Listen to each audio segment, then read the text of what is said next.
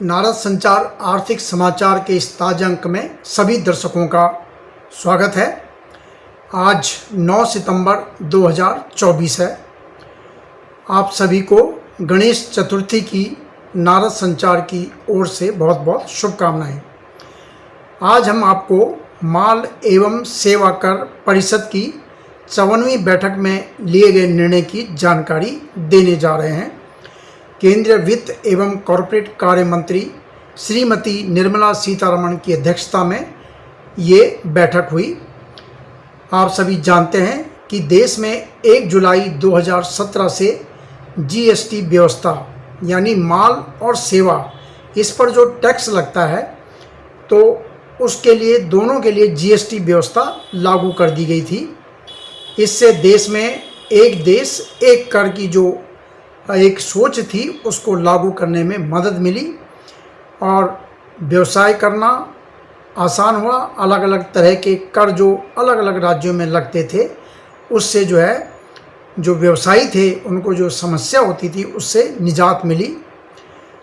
और जीएसटी के बारे में कोई भी निर्णय लेने के लिए सभी राज्यों और जो भी संघ शासित प्रदेश है जहां विधानसभा है उनके वित्त मंत्रियों को मिलाकर एक जीएसटी परिषद का गठन किया गया जिसकी अध्यक्षता देश के वित्त मंत्री करते हैं। तो उसी परिषद की आज बैठक हुई। जीएसटी परिषद ने जो आज बैठक हुई इसमें जीवन बीमा और स्वास्थ्य बीमा इस पर जो प्रीमियम पर जीएसटी लगता है उसको हटाने का जो एक मुद्दा सामने आया था उस पर विचार किया और इस पूरे मुद्दे पर विस्तार से पूरी समग्रता के साथ विचार करने के लिए एक मंत्री समूह बनाने की सिफारिश की। इस मंत्री समूह में बिहार, उत्तर प्रदेश, पश्चिम बंगाल, कर्नाटक, केरल, राजस्थान, आंध्र प्रदेश, मेघालय, गोवा, तेलंगाना, तमिलनाडु, पंजाब और गुजरात के वित्त मंत्री या उनके जो भी नॉमिनी होंगे उनको सदस्य बनाया गया है। ये मंत्री समूह जो जीवन बीमा और स्वास्थ्य बीमा प्रीमियम पर जो जीएसटी लगता है उसके मुद्दे पर अपनी सिफारिश अक्टूबर 2024 के अंत तक जीएसटी परिषद को सौंप देगा कि प्रीमियम पर जो जीएसटी लगता है उसे रखना चाहिए या हटाना चाहिए या उसमें कोई टैक्स में कमी होनी चाहिए। हाल में बजट पेश करते समय जीवन बीमा और स्वास्थ्य बीमा प्रीमियम पर जीएसटी हटाने का मुद्दा काफ़ी ज़ोर शोर से उठा था। जीवन बीमा प्रीमियम पर जीएसटी लागू होने से पहले 15% की दर से सेवा कर लगता था और जब जीएसटी लागू हुआ तो ये 18% हो गया। हालांकि ये भी जानने की ज़रूरत है कि अलग अलग तरह की जो जीवन बीमा पॉलिसी होती है उस पर अलग अलग दर से जीएसटी लगता है। जैसे एक होती है टर्म इंश्योरेंस प्लान होता है, यूनिट लिंक्ड बीमा इंश्योरेंस बीमा योजना होती है, इंडोमेंट प्लान होता है, एकल प्रीमियम एनुटी प्लान होता है। तो इन पर अलग अलग दर से जीएसटी लगता है, कुछ पे 18% से और कुछ पर उससे कम से। जबकि जो स्वास्थ्य बीमा की प्रीमियम है उस पर 18% की दर से जीएसटी लगाया जाता है। तो ये मांग उठी है कि ये प्रीमियम पर जो जीएसटी लगता है इसे समाप्त कर दिया जाना चाहिए। तो जीएसटी परिषद ने एक मंत्री समूह बना दिया है, वो इस पर विचार करेगा।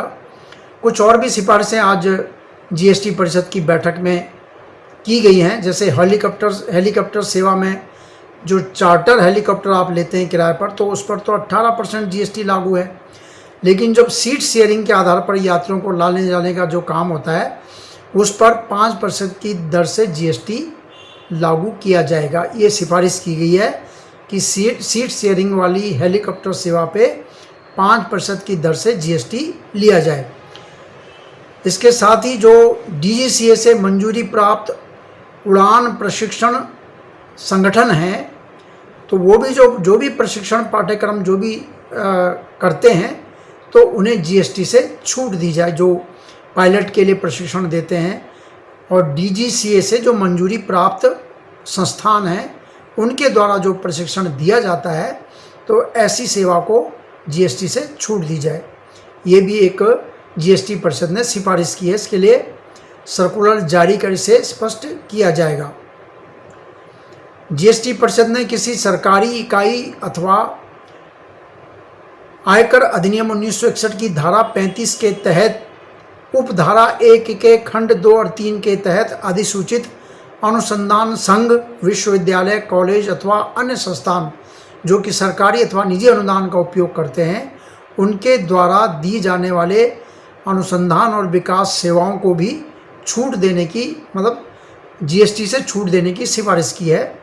पिछली मांग जो इस बारे में होगी उसको जैसी है जहां के आधार पर उसका नियमन किया जाएगा। परिषद की बैठक में सीबीएसई जैसे शैक्षणिक बोर्ड द्वारा दी जाने वाली जो एफिलिएशन सेवाएं होती हैं कि भाई ये सीबीएसई के साथ एफिलिएटेड है, या जो भी स्कूल वगैरह एफिलिएशन जो करते हैं उसकी जो सेवा होती है उसके बारे में भी कहा कि जो इस तरह की सेवा थी उस पर टैक्स लगता था। लेकिन राज्य, अब जो कहा गया है कि राज्य केंद्र शैक्षणिक बोर्ड, राज्यों के या केंद्र शैक्षणिक बोर्ड, शैक्षणिक परिषद और अन्य ऐसी संस्थाओं द्वारा सरकारी स्कूलों को दी जाने वाली एफिलिएशन सेवाओं को भावी प्रभाव से जो जीएसटी है उससे मुक्त कर दिया है। यानी आने वाले समय से, पीछे से लागू नहीं होगा, आगे से लागू होगा। तो जब सर्कुलर इशू होगा उसमें ये बताया जाएगा कि कब से लागू होगा। यानी इन पर जो है आगे से जीएसटी नहीं लेने की सिफारिश की गई है। और ये कहा गया है कि 1 जुलाई 2017 से और 17 जून 2021 की जो पिछली अवधि है उसके बारे में इससे संबंधित नियमन जैसा है जहां के आधार पर किया जाएगा। हालांकि इसमें विश्वविद्यालयों द्वारा उनके तहत आने वाले कॉलेजों को दी जाने वाली एफिलिएशन जो संबद्धता होती है उसकी सेवाएं इस छूट के दायरे में, मतलब जो राज्यों और केंद्र के शैक्षणिक बोर्ड है उनके द्वारा सरकारी स्कूलों को जो एफिलिएशन सेवा दी जाती है उसे तो छूट देने की सिफारिश की है, लेकिन जो यूनिवर्सिटी है उसके मामले में ये छूट लागू नहीं होगी।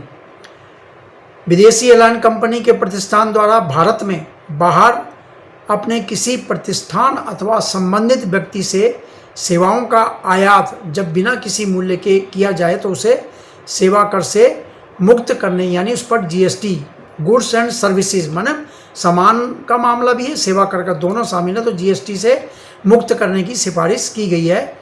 और पिछली अवधि के मामले में वैसे ही होगा जैसा है जहां के आधार पर नियमन, जो पुरानी अवधि का जो टैक्स होगा उसका क्या होगा तो उसके बारे में व्यवस्था दी गई है।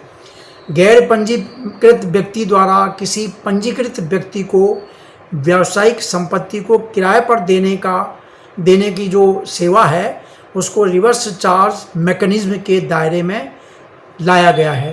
तो ये जो इस तरह का जो लूप होल था इसका लाभ जो उठा रहे थे और रेवेन्यू का नुकसान होता है उसको समाप्त करने के लिए ये व्यवस्था की गई है।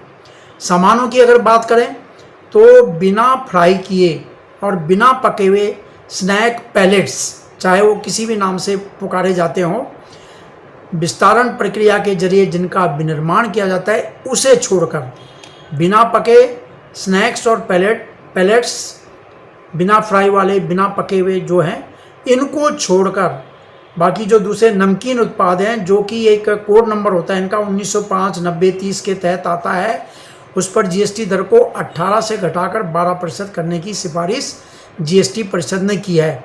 यानी जो नमकीन, भुजिया, मिक्सचर, चबेना जो पैकिंग में आते हैं तो उन्हीं के बराबर जीएसटी की लेने के लिए ये व्यवस्था की गई है। और इस प्रकार के खाद्य पदार्थों के सामान जो है इस पर अब 12% के दर से जीएसटी लगेगा। और वहीं जो बिना फ्राई वाले स्नैक्स पैलेट्स हैं उन पर 5% की दर जो है बनी रहेगी।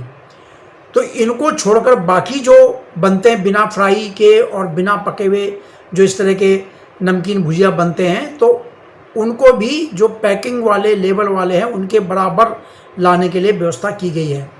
इसके अलावा कैंसर की जो दवाई है उस पर भी जीएसटी घटाया गया है।